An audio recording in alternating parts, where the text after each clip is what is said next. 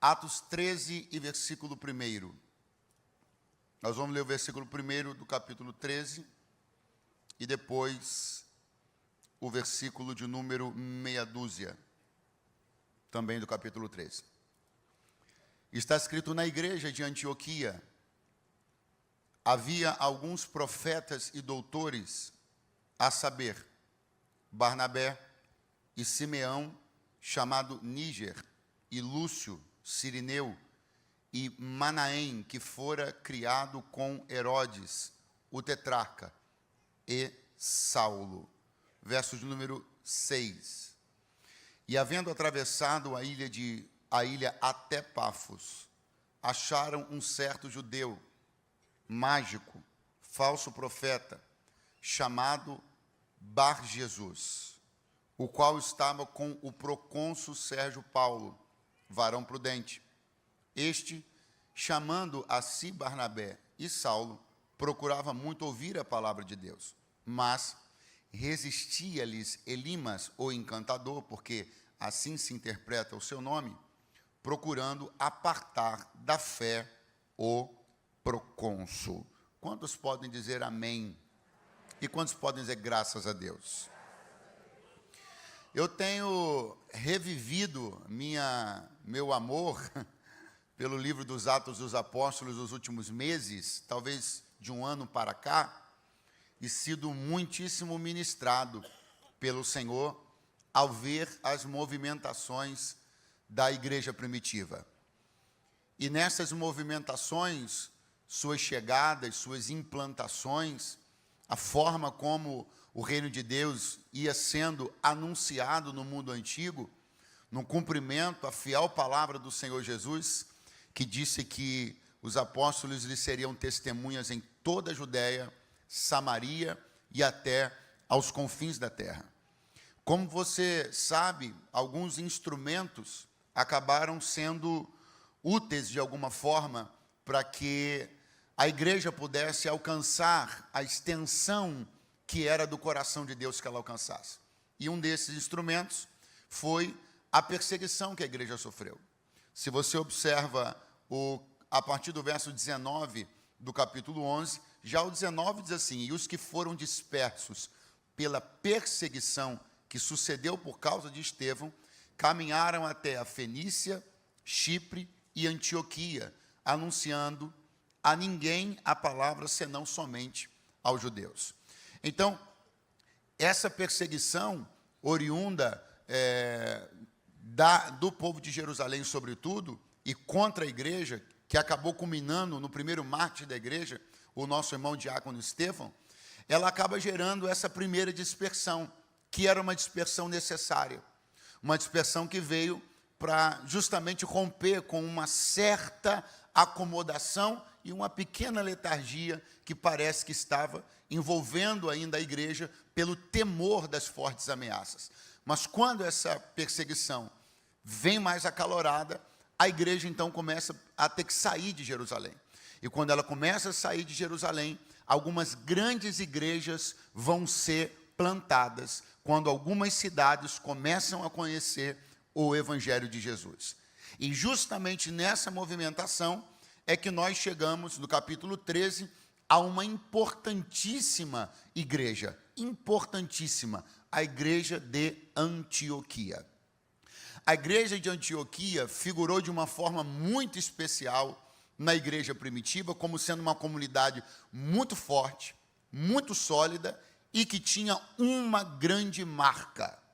Era uma igreja que tinha alguns profetas e doutores. Diga comigo, profetas. Muito ruim, diga profetas e doutores. E nessa lista de profetas e de doutores que Lucas apresenta para nós, no capítulo 13, chama-nos a atenção dois nomes. Não que os outros não chamem, mas por uma razão que você vai entender melhor, dois nomes nos chamam a atenção. Eu quero que você entenda, como base, que nós estamos falando sobre a formação de uma igreja, sobre os elementos, as pessoas, os instrumentos que figuram dentro de uma igreja poderosa, uma igreja como a igreja que Jesus quer que nós sejamos. Nessa igreja havia, portanto, como disse, profetas e doutores. Agora veja, quando há uma lista a respeito desses nomes que eram ou profetas ou doutores, ou quem sabe alguns até eram as duas coisas, e não é nada difícil que Saulo, por exemplo, o tivesse sido, a Bíblia fala sobre alguns nomes, como ele disse, vou repeti-los aqui. Barnabé e Simeão, chamado Níger, e Lúcio, Cirineu, e Manaém, que fora criado com Herodes o tetrarca, e Saulo. Esses dois últimos nomes chamam muita a nossa atenção. O segundo nome desses dois e último da lista é conhecido de todos nós aqui. Saulo, convertido lá no capítulo 9, que era um grande perseguidor da igreja. Todos nós aqui conhecemos ele, ou a grande maioria, não é? Mas o fato é que um outro nome que figura nessa lista, que lembrando a você, era uma lista de homens que eram profetas e doutores, que compunham a pujante igreja de Antioquia. Há um personagem que me chamou grande atenção. O nome dele é Manaém. Nos registros bíblicos, não há nenhuma grande informação ou vasta informação sobre ele, senão uma informação, que a mim me alimenta de esperança, uma informação que me impacta, uma informação que me faz crer ainda mais no poder do Evangelho.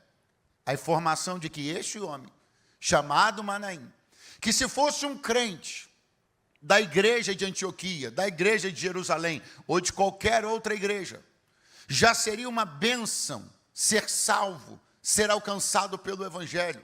Mas não apenas isso, ainda era um profeta, ou um doutor, ou as duas coisas.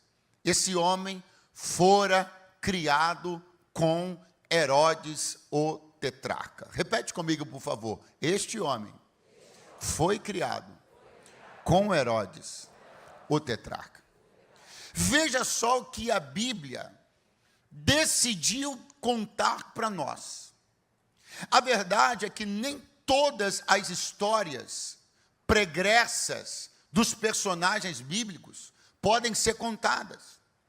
Há inúmeros nomes na Bíblia que você passa os olhos em algumas leituras e que não há nenhuma informação a respeito de quem tenham sido, de onde tenham vindo, com quem tenham convivido, quais tenham sido as circunstâncias pormenores de suas conversões, porque nós estamos falando de um livro que é fisicamente limitado, uma compilação limitada. Não daria para contar a história de todo mundo. Da mesma maneira que nós ignoramos, não por querer, não por nenhum gesto de maldade, mas ignoramos as histórias da grande maioria das pessoas que passam ou circulam no nosso meio. Você está sentado do lado de alguém agora, e se não for um familiar seu, muito provavelmente você ignore, desconheça qual é a história dessa pessoa. O que não significa que ela não tem uma. E a verdade é que, às vezes, eu já passei por isso algumas vezes, tenho certeza que muitos aqui também, nós nos surpreendemos ao ouvir as histórias de algumas pessoas depois de conhecê-las melhor. Tem uns crentes na igreja com umas caras de que não mata nem mosca varejeira. Mas quando começa a te contar essa história, o irmão era um dedo nervoso terrível. E a gente se assusta ao perceber que algumas pessoas passaram por caminhos que nós jamais imaginávamos. A gente olha para uns crentes com uma cara assim de, poxa, nascido na igreja, o cara nasceu na boca do inferno. E Deus tirou, arrancou, fez obras lindas. Eu queria que você tirasse pelo menos uns 5 segundos para celebrar o fato de que, conhecendo ou ignorando, não tenha dúvida, tem gente aqui demais que foi resgatada pela mão poderosa do Evangelho.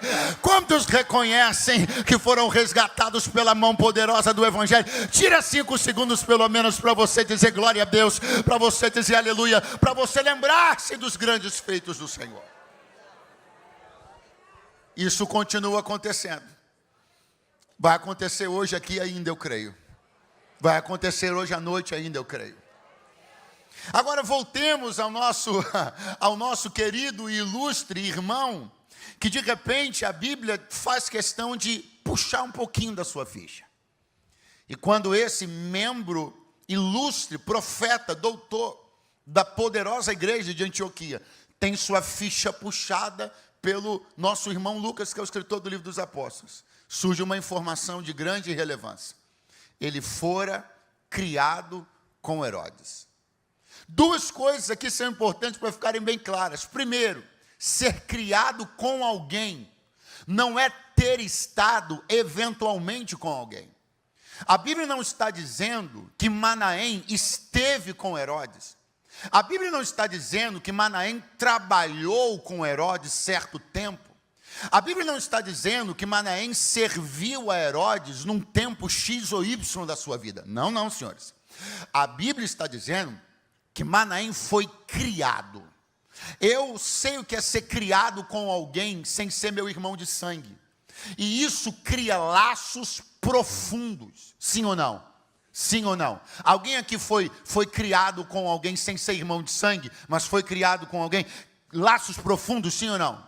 Essa pessoa não exerce poder, influência sobre a sua vida e vice-versa, sim ou não? Você não absorve características, comportamentos. A vida de uma pessoa que você cresce com ela, é criado com ela, ainda mais se é uma pessoa grande, uma pessoa notável, ela não acaba se tornando inspiradora para você, sim ou não? Sim ou não? E quem foi essa pessoa que foi criado com o nosso irmão Manaém, profeta e doutor da igreja de Antioquia? Herodes.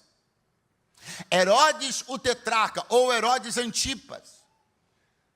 Quando Herodes, o primeiro grande, ele tinha alguns filhos e sobrinhos, e acabou por repartir o reino entre eles. E daí você vê alguns Herodes na Bíblia dominando sobre regiões distintas e em épocas distintas, mas todos com o nome de Herodes, que quer dizer herói, que é um posto e não um nome próprio. Esse propriamente é o Herodes Antipas, é aquele mesmo que para ser agradável com uma moça que dançara belamente, mandou arrancar a cabeça de João Batista na prisão. Foi o mesmo que viveu nos dias do ministério de Jesus. O mesmo que perseguiu, que cooperou com os eventos que se desencadearam na morte do Senhor. Nós estamos falando sobre um homem cruel, sanguinário, que arranca a cabeça de profetas na prisão para agradar meninas. Um homem que tinha uma estirpe ruim. Um homem que era sanguinário, violento. E nós estamos falando de uma pessoa que cresce dentro de um contexto palaciano, herodiano, romano e maligno, podendo e tendo provavelmente absorvido características, visto em Herodes seu herói. Porque eu quero repetir esse detalhe. O nome Herodes significa herói, significa. Então eu posso aqui dizer a você que para Manaém, criado com Herodes, quem é a sua referência de herói? Herodes. A referência de herói de Manaém é o homem que arranca a cabeça de profetas. A referência de herói de Manaém é o homem que dá as mãos para Pilatos. É o homem que conspira conjuntamente, ou no mínimo é omisso em relação à morte de Jesus no Calvário. Estou mostrando para você a respeito de uma pessoa criada no coração do Império Romano. Uma pessoa que estava cercada por todo tipo de malignidade, sujeira, em dias onde o culto a outros deuses, as liturgias pagãs, os cultos sexuais, toda forma de luxúria era vastamente praticada. E eu estou dizendo para você que no coração do Império Romano, tendo Herodes como seu herói, sendo instruído em toda a educação do império promíscuo romano, Jesus olha para um homem que tinha Herodes como herói e decide: vou trocar educar o seu herói. E de repente, um homem que Roma educou vai ser doutor para Deus na igreja de Antioquia.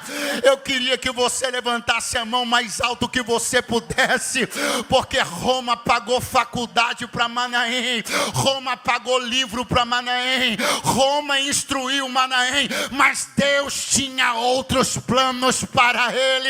Eu não sei quem te educou, não sei com quem você foi criado, eu não sei quem eram os teus heróis, mas eu sei que Deus tinha outros planos para você.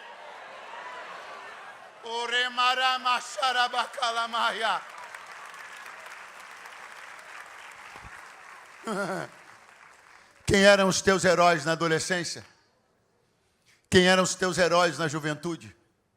Se Deus não tivesse quebrado o cativeiro dos teus olhos na direção dos heróis errados, você não estaria hoje aqui.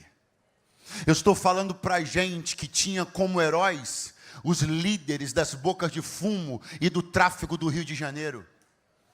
Você acha que Jesus não sabe quem era o teu herói na tua juventude?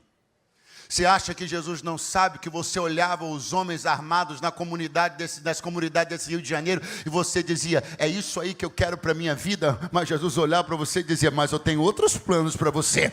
Não vai ser ele que vai ser o teu herói, não. E eu estou profetizando segundo a ordem do Espírito, uma palavra aqui agora. Alguém levantou a mão.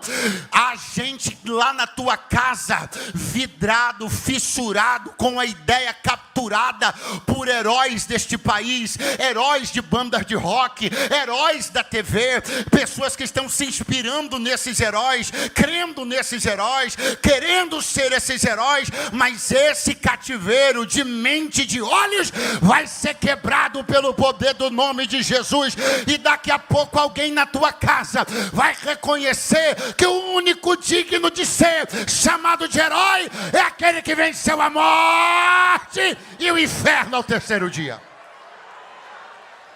Aleluia! Profetiza sobre a vida de alguém que está do seu lado. Diga, alguém na tua casa vai mudar de herói. Vai de novo e diga, alguém na tua casa. Aponta o dedo para alguém do teu lado, para alguém atrás de você. Vai, diga, alguém na tua casa vai mudar de herói. Aquele menino que está esquisito, atribulado, perturbado, cultuando os heróis dos pôsteres das bandas opressas e terríveis do rock and roll americano. Eu tenho uma palavra de Deus.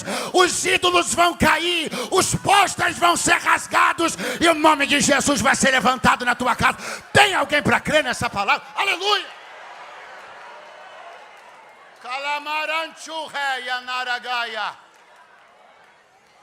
As ideologias contrárias à nossa fé e nossos princípios, que tanto tem nos últimos anos capturado a mente dos nossos jovens, nas universidades desse país, sobretudo nas públicas, fazendo com que eles olhem para homens vividos em outras décadas e séculos, que criaram literaturas e movimentos, que não conseguiram se sustentar e ser bem-sucedidos em lugar nenhum do mundo. Muito pelo contrário, que despertaram morte, escuridão, horror. E tem gente dentro da sua casa amando esses homens, lendo sobre esses homens, quase cultuando esses homens, cultuando ideologias, cultuando filosofias, doutrinas de demônios, doutrinas de pessoas que perturbaram a paz na terra, mataram crentes, mataram judeus. Mas eu tenho uma palavra de Deus para entregar. No poder dessa tua oração, minha irmã, no poder desse teu jejum, homem de Deus, não vai sobreviver. Os heróis vão cair, os falsos heróis das ideologias erguidas na América Latina vão cair em nome de Jesus.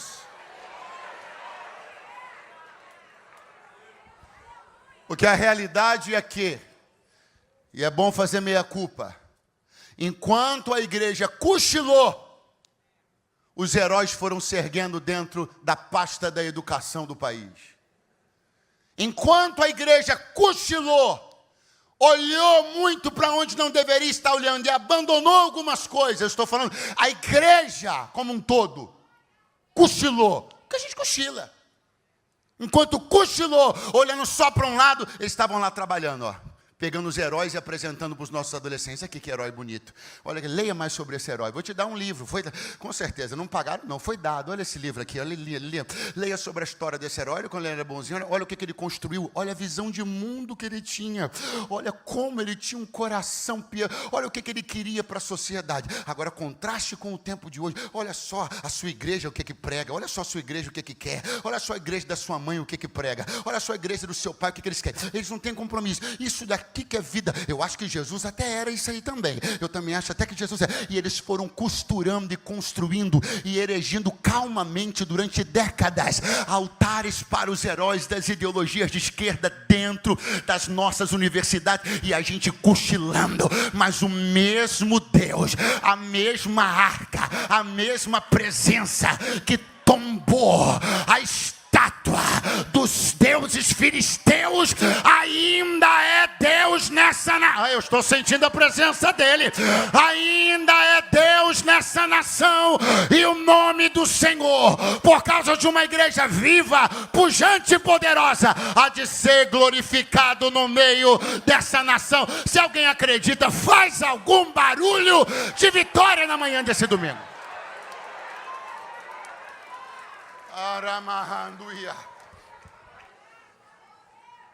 Manaém tinha o herói errado, a referência errada.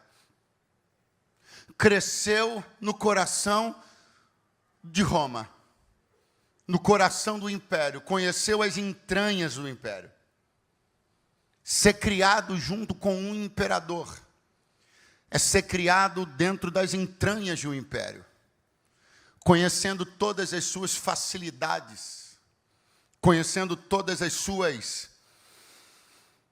seduções, e vivendo e interagindo com tudo aquilo até o evangelho chegar em Antioquia e as escamas dos olhos de Manaém caírem, e ele começar a olhar para Jesus como tinha que olhar.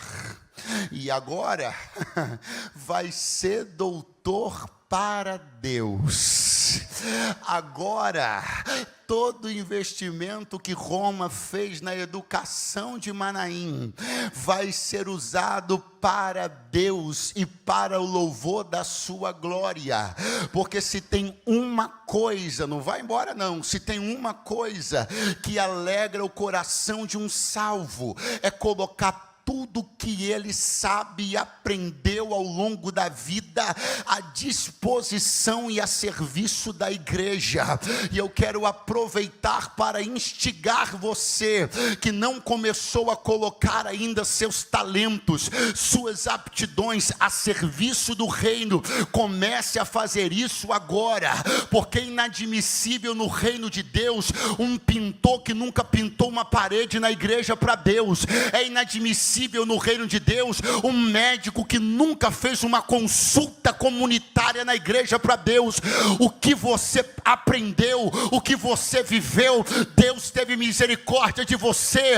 Então pegue o que você estudou, o que você aprendeu, e coloca no altar de Deus, entrega para Ele, sirva a igreja com quem você é e com o que você aprendeu. Glória a Deus. Sumiu, aleluia, desapareceu.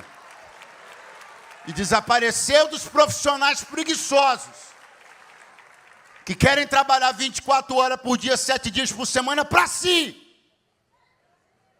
Para si. Vai, volta, faz serão, para si próprio. Estica, puxa, vem de férias. Pintor de parede que nunca pintou uma parede para Deus. Médico que nunca, odontologista que nunca viu a boca de uma criança. Crente dentro da igreja que não pode pagar uma consulta. Deus me trouxe aqui para te dizer. Professor que não ensina nada para os crentes. Teólogo que não ensina a igreja. Deus me trouxe para lhe dizer: sirva a igreja com aquilo que você aprendeu.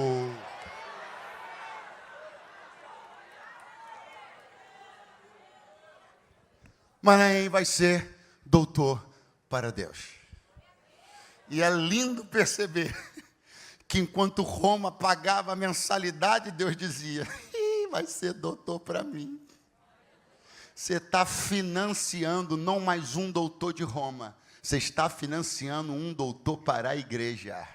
Todo financiamento que foi feito em você, ninguém sabia que estava financiando e investindo numa educação de alguém que serviria ao reino de Deus. Quem tem um amém?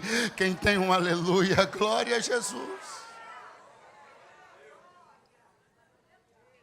Na igreja de Antioquia, estava lá o nosso irmão Manaém, criado juntamente com Herodes. E estava também o nosso irmão Saulo, nosso irmão Paulo, que não é necessário Lucas dizer nesse versículo com quem foi criado, porque já há outras referências que apontam para entendermos quem era Saulo, de onde ele veio. Se Manaém vem do coração de Roma, se Manaém vem dos corações palacianos, Saulo também é arrancado e chamado de dentro de um centro nervoso, mas não do palácio, do templo, das sinagogas. Se Manaém tinha como herói a Herodes e precisava quebrar a idolatria do heroísmo, Paulo também tinha seus heróis. Moisés, Elias, os sumos sacerdotes da sua contemporaneidade, o seu grande mestre e instrutor Gamaliel. Mas um dia, no capítulo 9, cercando-se um resplendor de luz do céu, a voz do herói que Paulo perseguia foi ouvida por ele no chão. E Jesus disse, Saulo, Saulo, por que tu persegues quem devia ser teu herói? Estou pondo aspas aqui só para você entender e entrar nesse contexto. Mas as palavras de Jesus foram, Saulo, Saulo, por que tu me persegues? Quem és tu, Senhor? Eu sou Jesus, a quem tu persegues. Instruído, orientado, bem educado, porém dentro de uma cultura religiosa engessada, enferma, que não conseguia mais atender seus propósitos mais básicos, fazer a religação dos pontos distantes, o homem e Deus. Um homem que ouviu muito, aprendeu muito, na grande maioria coisas boas, coisas úteis, mas que não conseguia enxergar que a religiosidade na qual ele estava imerso, estava afundando e afogando sua vida e sua vocação. E o mesmo Deus, que chamou um homem ímpio, dentro de uma cultura ímpia, também chamou um homem que se julgava santo, dentro de uma cultura religiosa que julgava-se santa.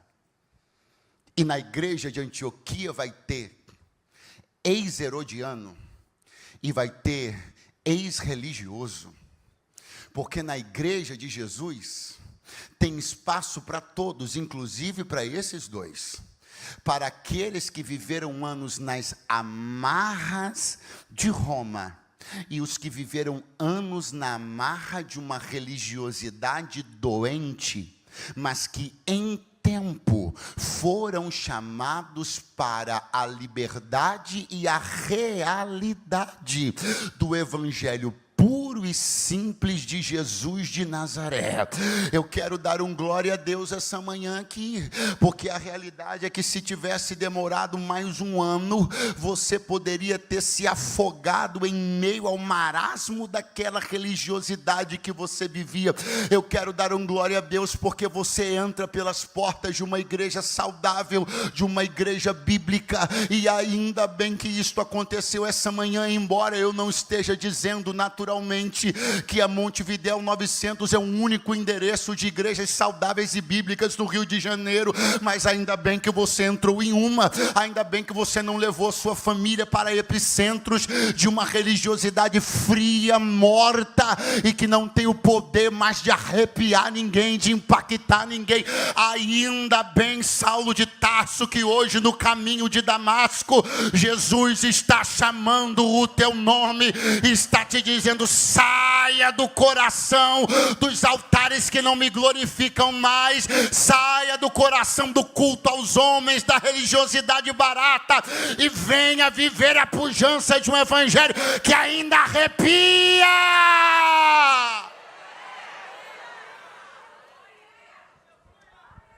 Pois bem, não foi por acaso que eu li com você o verso de número 6. Embora o verso de número 6 esteja no contexto de uma viagem que aconteceu depois do início do capítulo 13. Ele está conectado a uma verdade espiritual e profética que eu preciso passar por ela com você para começarmos a encerrar. Porque eu lhe apresentei um homem criado por Herodes, com Herodes. Eu lhe apresentei um homem que é retirado do coração do Império Romano. Um homem que tinha Herodes como herói. Eu estou dizendo um homem que tinha desde a infância tudo para dar errado. Porque perto dele só havia referências ruins. Perto dele só havia referências malignas. Você viu isso junto comigo? Amém ou não amém? Graças a Deus. Que bom. Só que quando chega no curso do capítulo 13, a igreja de Antioquia decide enviar Paulo e Barnabé. E nessa viagem missionária, que é a primeira viagem missionária de Paulo, provavelmente deve estar escrito aí na epígrafe da sua Bíblia no capítulo 13, aquele textozinho negrito acima dos capítulos. A primeira viagem missionária vão Paulo e Barnabé. Aí verso 4. Assim estes, enviados pelo Espírito Santo, desceram a Seleucia, dali navegaram para Chipre, chegaram a Salamina, anunciaram a palavra de Deus na sinagoga. Tinha também João Marcos como cooperador. Muito bom. E havendo atravessado a ilha até Pafos, acharam um certo judeu, falso profeta, chamado Bar Jesus, o qual estava com o procônsul Sérgio Paulo, varão prudente. Este, chamando a si Barnabé e Saulo, procurava muito ouvir a palavra de Deus. Mágico, encantador, nas palavras de Paulo e não nas minhas, filho do diabo. Qual era o nome dele? Bar Jesus. Você sabe o que significa o prefixo bar? Filho. Sabe qual era o nome do mágico? Encantador. Atrapalhador do caminho do Senhor, filho de Jesus. Quem ainda está aí, diga alguma coisa. Jesus, ao contrário do que algumas pessoas pensam, era um nome relativamente comum na época. Ou Josué, o Joshua, Yeshua, que é tudo a mesma raiz, tudo a mesma coisa. Era um nome relativamente comum. Mas a mim me impressiona tremendamente que alguém que leva na certidão de nascimento, alguém que na escola, quando ia preencher a prova, colocava lá no nome, filho de Jesus.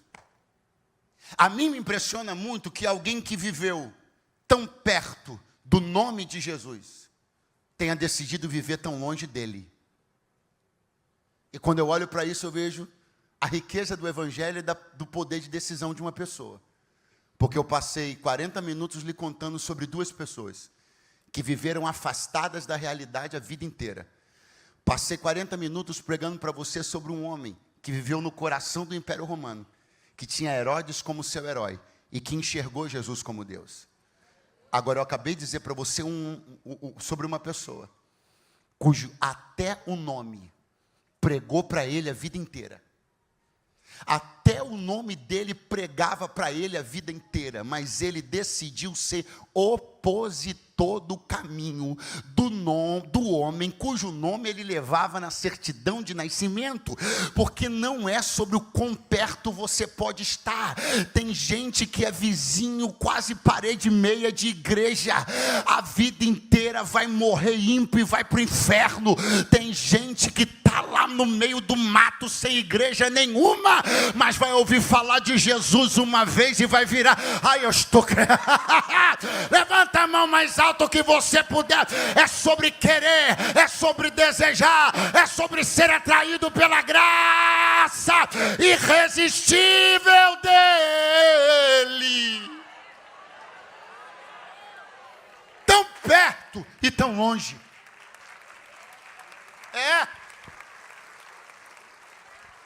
É Jesus no adesivo, é Jesus na rádio que ouve, é Jesus nos jargões do dia a dia, é Jesus até nas piadas que gosta na internet, tão perto e tão longe. E Deus me trouxe para dizer uma coisa aqui para você: não adianta você andar perto do meu nome e não reconhecer meu nome e meu sangue.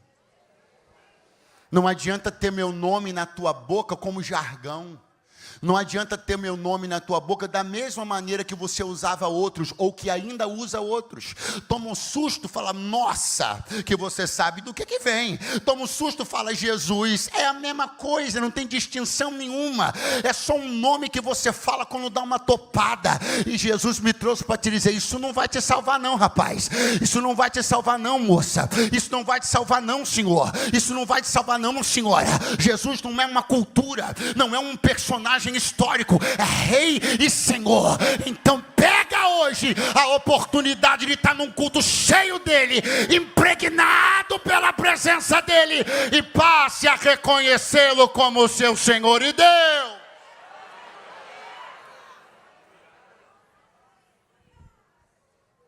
Com o nome de Jesus garrado. Mas resiste-lhes Elimas, o encantador. Elimas aqui quer dizer encantador. O nome próprio dele é Bar-Jesus. Elimas é uma tradução para encantador. Então o encantador, o mágico por profissão, falso profeta, com o nome do maior profeta de todos na certidão, o miserável conseguia ser falso profeta. Sabe qual é a realidade que nós estamos vendo? Gente que mesmo carregando o nome de Jesus consegue ser falso profeta. Tem alguém aí? Eu entro na internet e eu vejo gente levando o nome de Jesus e sendo falso profeta. Profetizando no nome de Jesus e sendo falso profeta. Se perguntar quem ele serve, vai dizer que serve Jesus, mas é falso profeta. A igreja dele parece que cultua Jesus, mas é falso profeta. Na reunião de domingo de manhã dele, parece que é Jesus que é cultuado, mas tem o espírito da falsa profecia na boca dele. E eu quero declarar no nome de Jesus, que você não vai cair no engodo e no engano dos falsos profetas, aqueles que levam o nome de Jesus até no sobrenome. Parece que estão agarrados com Jesus, pastor, mas eu abro o Instagram, eu só vejo o vídeo dele na mata, só vejo o vídeo dele no monte. É, meu irmão, é, até cabrito sobe monte também. Comece a biblicamente contestar palavra e testemunho. Não deixe que imagens, que vídeos produzidos para impactar e comunicar uma falsa piedade, uma falsa santidade, enganem você. Não vai ter espaço no teu telefone, nem na tua casa, para falso profeta, para piadista pentecostal.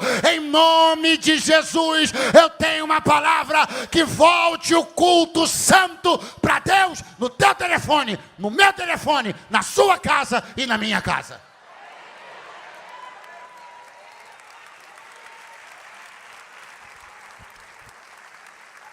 Sabe com o que eu estou preocupado?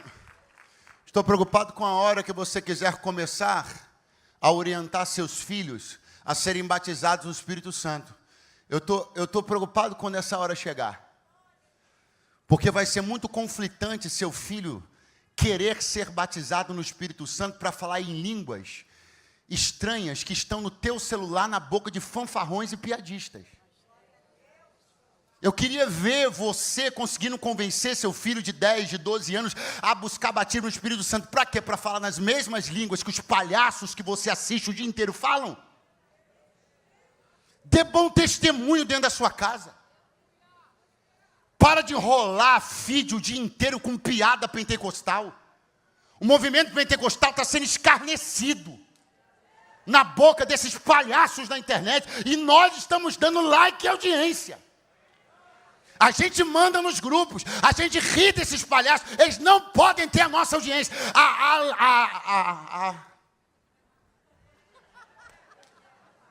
A não ser que nem você creia mais também.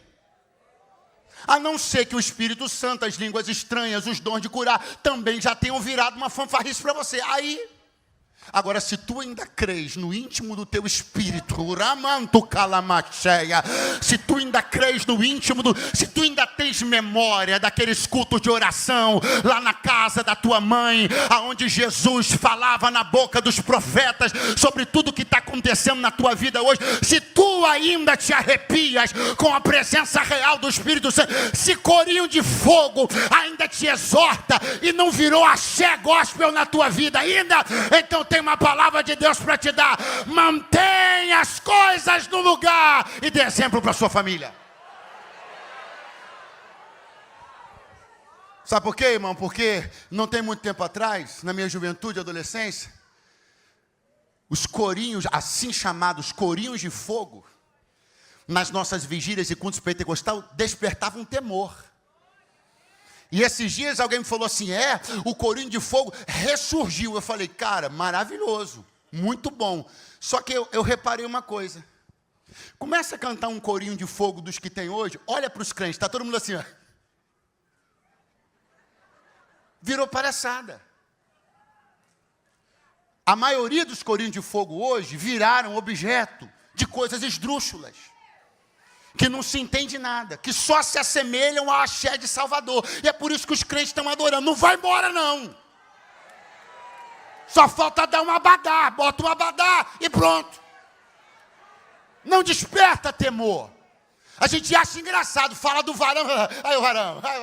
Irmão, eu não consigo enxergar as igrejas pentecostais sérias cantando sobre um varão de guerra com riso escancarado nas canjicas. Então a gente está achando os corinhos engraçados, a gente está achando isso esdrúxulo, é uma esquizofrenia que a gente está gostando de participar.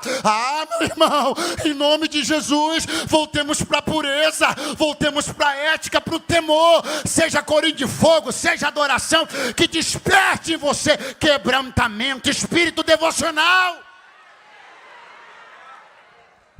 Eu não estou falando aqui que música não alegra, irmão. Pelo contrário, a música é um instrumento santo, bendito, para alegrar a igreja no momento do culto. Eu estou falando especificamente sobre um estilo musical que tinha por orientação maior despertar o temor da igreja. Eu sou o único pentecostal aqui de mais de 20 anos. Alguém pode testemunhar do que eu estou falando aqui? E você não está percebendo que os corinhos de fogo viraram piada. É piada na boca das pessoas. É só você olhar ao redor. Quando começa a falar, o varão que veio, isso era para despertar temor, e o povo está assim, o varão aí. Eu te entendo no glorificado nesse momento, eu consigo entender. Mas não vamos encerrar. Porque se tem uma coisa que o Evangelho faz, se tem uma coisa que profetas verdadeiros fazem, é destronar o espírito do falso profeta. E o apóstolo Paulo não estava na metade, não. A Bíblia diz que ele estava cheio do Espírito Santo. E ele, e o procônsul, o cara importante, queria ouvir a palavra. Mas o Bar Jesus, que tinha Jesus no nome, um chega para lá em Paulo, um chega para lá em Barnabé, jogando conversa fiada. Você conhece alguém assim? Que o outro está com sede de Deus, querendo ouvir o evangelho, o miserável está lá atrapalhando, criando situação, né? Você viu que o cara quer se libertar, e o miserável está lá mandando caixa de cerveja para a casa dele domingo de manhã. O cara quer, mas tem sempre alguém ali que está costurando contra. E o mágico que tinha Jesus no nome, prestando-se a esse papel.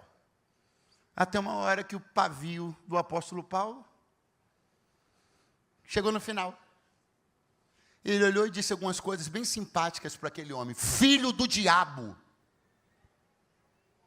Mas ele não tinha nome de quem era filho de Jesus? Mas na verdade era filho do diabo? E Paulo olhou para ele, eu sei que você está assustado, né? Porque isso hoje parece uma coisa descabida, inadequada, politicamente incorreta, eticamente. Mas o apóstolo Paulo olhou para ele e falou, você é um filho do diabo. Você é um atrapalhador do caminho do Senhor. E você que é mágico, encantador e falso profeta, vai perder a visão por um tempo e vai ser agora. O mundo escureceu na frente do cara na hora. Pum! Ele estava numa roda, e aqui eu encerro. Chamar o pessoal do louvor aqui da banda para vir para cá, para a gente. Ele estava numa roda, estava numa cego. Quando ele ficou cego, a Bíblia diz que ele começa a tocar as pessoas, procurando alguma mão que segurasse na dele, para ele poder ser guiado. Sabe o que o poder do Espírito Santo na vida de Paulo demonstrou aquele dia? Que o falso profeta que se apresentava como guia, na verdade era um cego que precisava ser guiado. O que aconteceu fisicamente com Elimas foi só uma exteriorização do que era o espírito, a mente e a vida dele.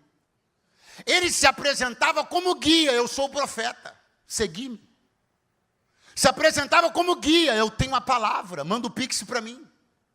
Se apresentava como guia, eu tenho os mantos, eu tenho as revelações. O Paulo olhou e falou, tu é filho do diabo e falso profeta. E eu vou mostrar agora que você não é guia nenhum. Ele ficou cego e aquele que se apresentava como guia começou a buscar alguém que o guiasse. Então, o que vai acontecer? E eu vim aqui como profeta de Deus essa manhã.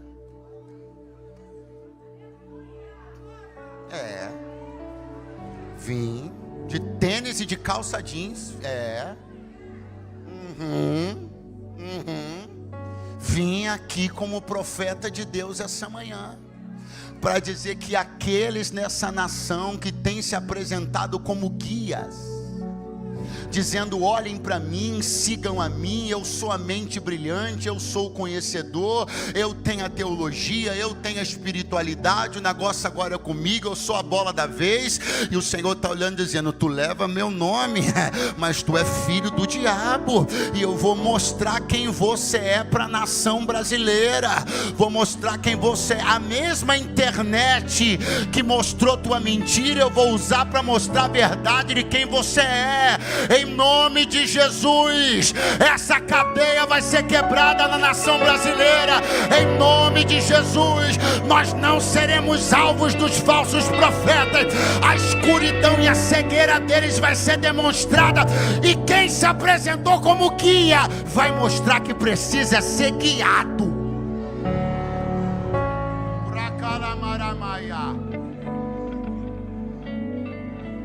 Sabe o que aconteceu no final?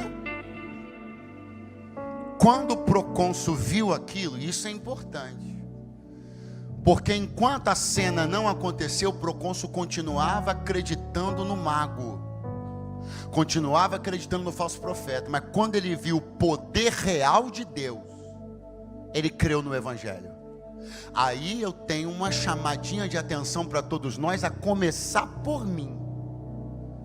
Não dá para apontar a mentira se eu não portar a verdade. Para eu dizer que aquilo não é poder de Deus, eu tenho que apresentar então o que é poder de Deus. O problema é que nós não vamos conseguir olhar para o falso profeta e dizer é falso se nós não temos o verdadeiro para mostrar. Só tem autoridade para apontar o falso quem vive e tem o verdadeiro. Quando é que vão ver qual é o falso poder? Quando eu e você apresentarmos o real poder. E é por isso que eu quero ministrar uma palavra de Deus sobre a sua vida. Levante a mão, por favor. Seja cheio do Espírito Santo. Ele me calará, mancheia. Pastor, mas a vigília quando é que é a próxima? Não é só em dia de vigília, não. Hoje, domingo de manhã, seja cheio do Espírito Santo. Seja aparelhado pelo Espírito Santo, adornado pelo Espírito Santo, armado e revestido pelo Espírito Santo. Quantos creem que o Espírito de Deus está capacitando a sua igreja essa manhã? Quantos creem que o Espírito de Deus está aparelhando e equipando a sua igreja essa manhã? Vai ficando de pé do seu lugar com glória a Deus na boca, um aleluia.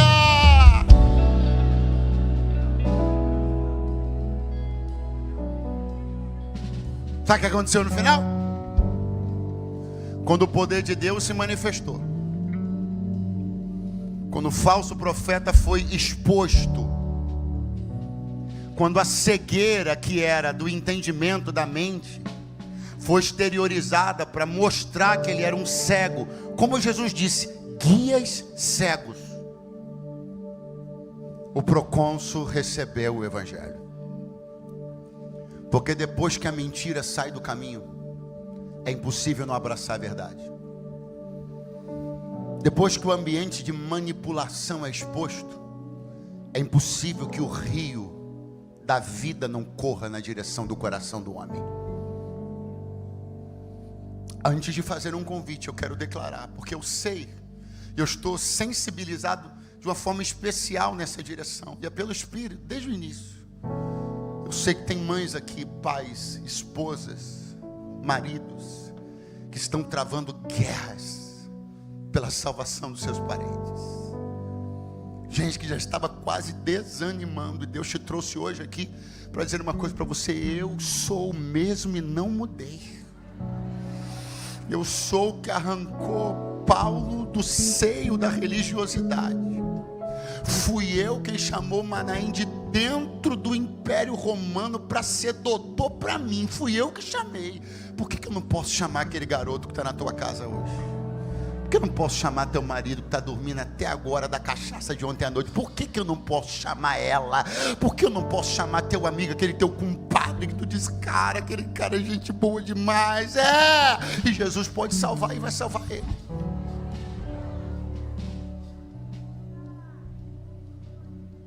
Qual é a minha segurança de fazer um convite aqui agora? A segurança de saber onde estamos. Quem é que preside, que rege essa reunião? Não é um espírito de engano. Não é um espírito de manipulação. Não existem artifícios para seduzir você aqui. O que tem é isso aqui, é um homem de carne e osso, com suas falhas, um púlpito, um microfone, uma caixa de som, falando da palavra de Deus. É isso. Mas isso trouxe a igreja até aqui. Isso, a pregação do evangelho, salvou milhões, bilhões ao longo dos 7.000 anos de história dessa humanidade. E pode salvar hoje aqui também. O espírito de engano, de atrapalho, que veio distanciando você da fé nas últimas semanas e meses, caiu por terra essa manhã de domingo aqui. Não existe nada entre você e Jesus, o caminho está aberto. Vou repetir, o caminho entre você e Jesus está aberto. A mentira, o engano, tudo isso a palavra foi arrancando, arrancou. A única coisa que a palavra não vai fazer é botar uma rodinha no seu pé, te dar um empurrão e você parar aqui na frente, não. O caminho está aberto. Se você passa pelo caminho e vem até Jesus, é a hora da decisão ser inteiramente sua. Pastor Eduardo, essa manhã de domingo, eu quero entregar a minha vida para Jesus pela primeira vez. Eu vim parar aqui nessa manhã não sou crente, não costumo frequentar a igreja domingo de manhã, então, mas hoje eu vou parar aqui, porque a minha alma tem sede de Deus, e eu não vou esperar mais nada, eu vou para Jesus aqui e agora. Se você é esta pessoa, se você quer fazer uma aliança com Jesus pela primeira vez, eu queria que você me desse um sinal com a sua mão agora, pedisse licença à pessoa que está do seu lado e viesse aqui no altar agora, para nós orarmos por você e abençoarmos a tua vida. Aonde está a primeira pessoa? Sai do seu lugar agora e vem aqui no altar. Onde você estiver, se você estiver na galeria, lá no fundo, é só você sinalizar com a mão que eu vou esperar você chegar aqui. Se você quer hoje tomar uma decisão com Jesus pela primeira vez, sai do seu lugar agora e vem aqui no altar. Vem, rapaz. Seja bem-vindo. Deus te abençoe. Pastor Eduardo, eu estou afastado de Jesus e da igreja. O primeiro convite está de pé, está valendo ainda por poucos minutos, mas está. Pastor Eduardo, eu estou afastado de Jesus e da igreja. Mas a realidade é que eu não aguento mais de saudade da presença do Senhor. Seja bem-vindo, meu amigo. Eu quero voltar para Jesus hoje, aqui e agora. Nem mais um dia, nem mais uma hora longe do meu Senhor. Você quer voltar para Jesus hoje? Sai do teu lugar agora e venha no altar. Agora, em nome de Jesus. Pastor, eu não sou dessa cidade, eu vou voltar para Jesus lá na minha cidade. Não, você não está entendendo. Não estou te chamando para voltar para a Devec, não estou te chamando para voltar para o pastor Silas, estou te chamando para voltar para Jesus. O que você tem que resolver, com quem você tem que conversar, quem você tem que pedir perdão, faça isso sim. Mas hoje não perca a oportunidade de voltar para o teu Senhor aqui e agora. Sai do teu lugar agora e venha no altar. Está chegando mais uma terceira pessoa. Esse sentimento de indignidade não pode segurar você aí. Pastor, eu não sou digno. Realmente você não é, não. Mas o sangue de Jesus te purifica de todo pecado. E se você quer receber o poder da regeneração, sai do seu lugar agora.